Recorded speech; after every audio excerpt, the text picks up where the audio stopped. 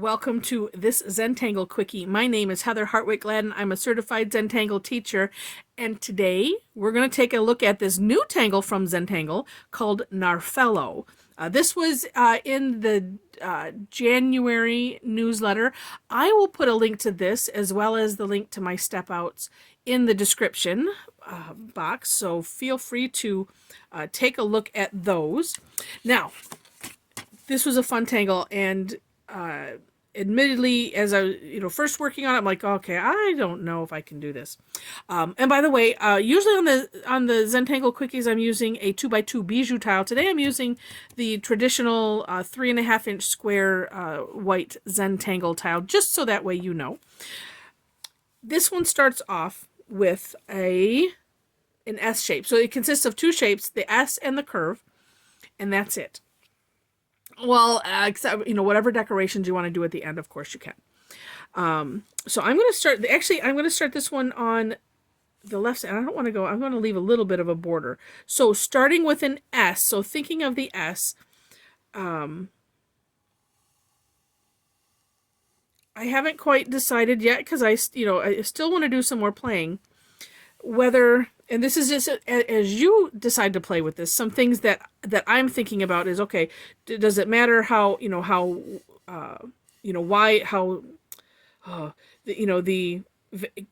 valleys and the peaks, how different that those are, what's the effect of having, if they're closer together or further apart, things like that. But you know what, bottom line is it's Zentangle, and just try it and do, and these are things that are in my mind, and I'm sharing them because they're in my mind. All right. And it's just things to think about. Because then the next time you do it, then you're like, oh, well, I wonder what this will do if I try it this way. All right, so we've done one S shape, and now we're going to just aura the S shape. And I'm trying to keep it at a close distance. Now, I love how on the newsletter, Rick says if your aura lines, if things don't line up or whatever, things kind of go a little bit awry, don't worry about it. And I can attest to that. I'm debating, do I want to do another one? And nope, I'm going to leave it just as that. I did want to have these stretch out just a little bit, so I'm just going to touch those up a smidge. Okay, now one thing I just want to mention at the beginning is, hopefully you did an S shape. And, an S shape meaning, you start at a point, you're going to the left, and then you're going to the right type of thing. If you did it and you went the other way and basically did like a 5, which is going the opposite direction, right? You'll want to start at the next step. So if you did it the S shape, that's good. So what we're going to do is, we call it take off and land. And actually, in this instance, I like the takeoff. I use some different analogies when I'm using that philosophy or that phrase in some other things, like in cadent. I think of other things versus takeoff and land, but this one for sure. So in the takeoff and land idea, so we're starting. So you have, I'm going to call these squiggles. Squiggle 1, squiggle 2, right? 3, 4. We're starting on the second one if you've drawn the S shape. And I'm going to trace over a little bit of this. So that's my takeoff, right? So if you're taking off, you kind of have a runway. So this is my runway. And then I'm going to take off at the curve. And I'm just drawing, it's a slight curved line. And it's almost like we're continuing from here. And so like this is and now I could have curved it a little bit more. But, but that's just how it ends up. And that's okay. So, and then we're going to continue it, thinking of these curves, we're going to continue it down this row of curves. So again, taking off and landing. That one's a little bit nicer. Taking off and landing. And this is why we practice Zentangle, because then you practice a tangle to figure out, what you like, what you don't like, what things might you change. Now, this next step, so we're gonna do the same stroke off of this curve, going, and hitting this. Actually, we were joking earlier, we called it take off and crash land, because you're kind of smacking right into into that line. We thought that was funny. Um, so here, so I have this motion, and I personally like to keep my hand, in this motion because it keeps my curve consistent, and it makes for me a happier tangler. When I was playing with this, I was trying to do this so that way because we're going to take off on this curve and land over here, and I had tried doing them straight like this without turning the tile. And if you want to do that, that is fine. I'm sharing it so that way you know that you have that option. I found it personally a lot easier to just turn the tile, and then I'm going, let me flip this again. Here I'm going from the top down, right? So my motion is up to down, or away from me to me is the way my curve is going. But when I turn the tile, I'm going to go the opposite direction. So now I'm going from me away.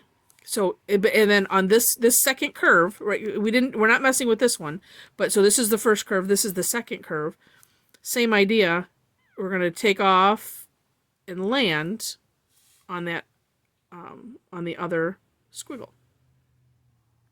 And continuing that as we go. And I'll tell you, I do like to share multiple ways to do things just because we all work different. And then, so this is now we're on our third curve, and we're going back to just what we did at the beginning. So again, taking off and landing. The one thing I also found that I needed to be careful of, so like some of these, like this one, I kind of went down a ways. So I just have to be careful because I don't want to cross. And because I did that on a couple of my the other ones that I have done, is I ended up, because I wasn't being careful and I ended up crossing that line. Not that anything can't be fixed, or course corrected, right? All right. And then this one, I'm just going to make sure to kind of go and at least and have my takeoff point be right at right there.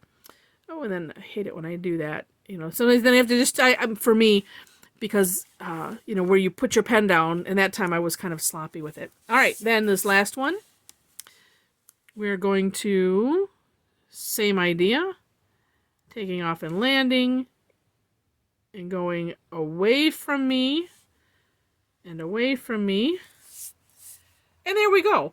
Now, I did have a friend that mentioned you really kind of have to have at least, like 4, I think she said, was it 4 we counted? Squiggles, in your S shape.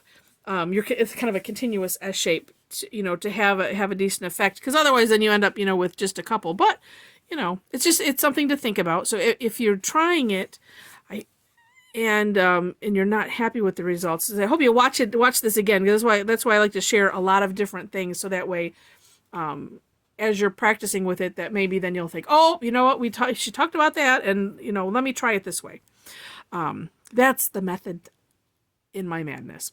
All right, so once you have this done, what I'm going to do, I'm just going to do some simple shading and then show you some pictures or some examples of what I have done as far as decorating. So now you just have this.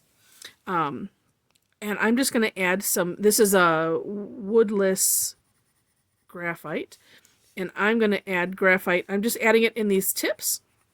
And I'm going to leave these just kind of off by themselves. I'm not going to, actually, and even here, my temptation is to shade, and also temptation is, to have it go, all the way to the end or running off the page or something. But it's kind of neat to just leave it like that. It's just another thought. And one thing with shading is you can... I sometimes will start off, light or medium, unless I know exactly what I want to do or the result that I want to have. So that way I can always go darker. Darker is not a problem. But because in Zentangle, we don't put erasers in our kit. Although I was joking, and when I show you the black tile I was working on, when you use the white chalk pencil. Did I get them all? I'll find out when I get the tortillon out. You can, wipe it away. the white charcoal. So you just can't do that. You can't do that with graphite, because then you just end up making a mess, and that's not good. All right. So with the tortillon, this is a long tortillon. Oh, it's a different brand. I am just Actually, let me turn it. I don't know why I started there. I'm using, instead of the circles that I usually do, I'm going out because I like this little bit of a jagged look as it's coming out. So I'm just pushing the graphite, you know, out, just spreading it out this way, or as the shape goes, I'm kind of spreading it out in that direction, pushing it out really. And then the trick with shading is we want to, and I'm going to just do this side so I'm not flipping my tile and making everyone dizzy.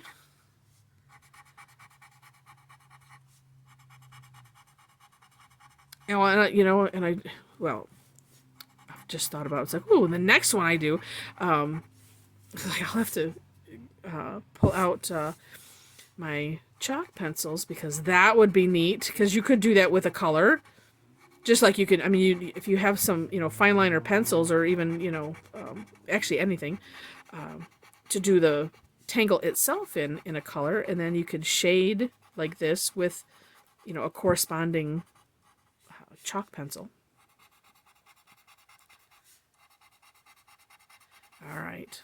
I was like, I always think of it afterwards, because I do tend to be more of a purist with some things, and it's like, especially when, you know, I got my teaching hat on, and I want to, you know, at least we do this, you know, in the white, black, shades of gray. And like I said, I do like this jagged edge. So I'm just, you know, making it a little bit more jagged, because I think it lends to what I'm looking for. And that looks super neat, would you not say? Yeah.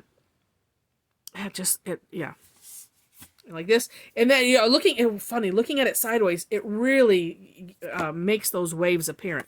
Now, something you can do too, so you look at it going, oh, okay, well, that's fine.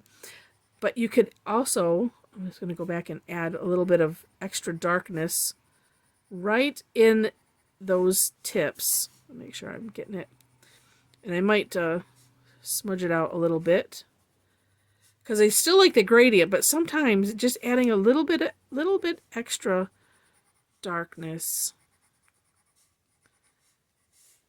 is good.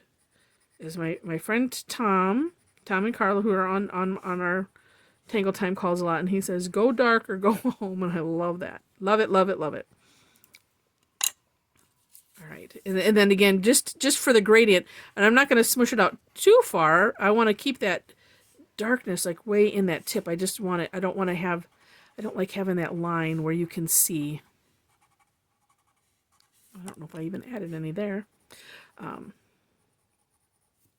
But I'll share with you one thing that I was worried about, because, you know, these are all kind of in you know, a similar area, and I was concerned that you know, doing the shading like this, if it would have a great effect because it's all in the same area. But if you really, you know, go dark in the tips like this, then it distinguishes. You know, each little section is distinguished, and you can, from each other, and you can really see the effect of the shading. It looks really super neat.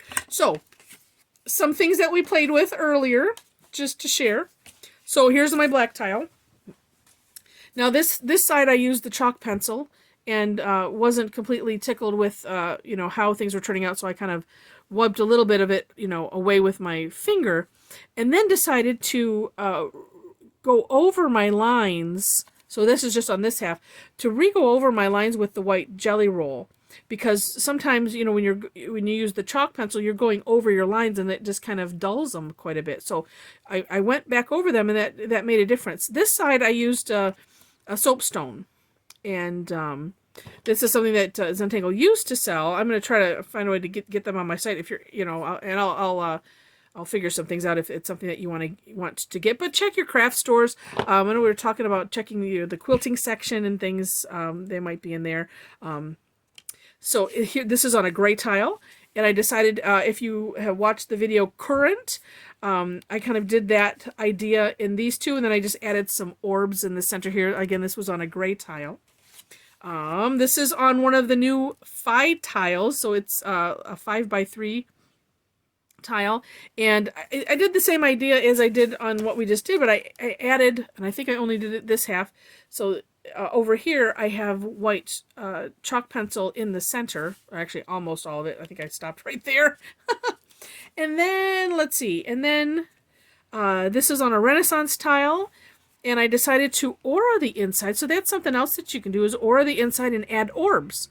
And then this one, what I did was I just shaded, I put the graphite just in the aura section. I haven't completed it yet, but I just put it in the aura section, and then I added some white charcoal in the center just to bring that out.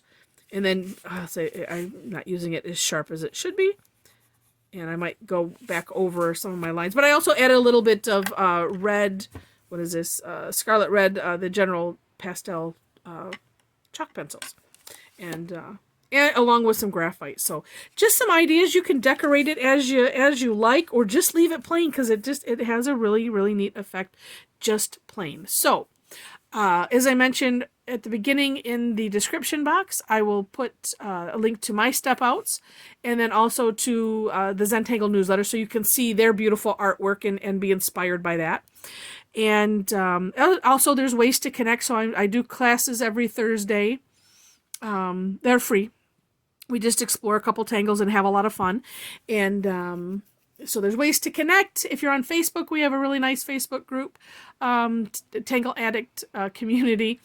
And I'm still looking at this, and I will share this with you as I close.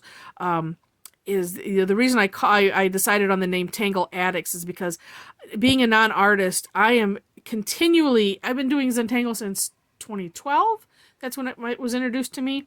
I've been certified teacher since 2015, and I am continually enamored with that I could do this, because I don't think I could draw stick people to save my life, but this I can do, and I'm just, it's just absolutely thrilling. So anyway, I hope that you find yourself also being addicted to this positive art form that has meditative side effects.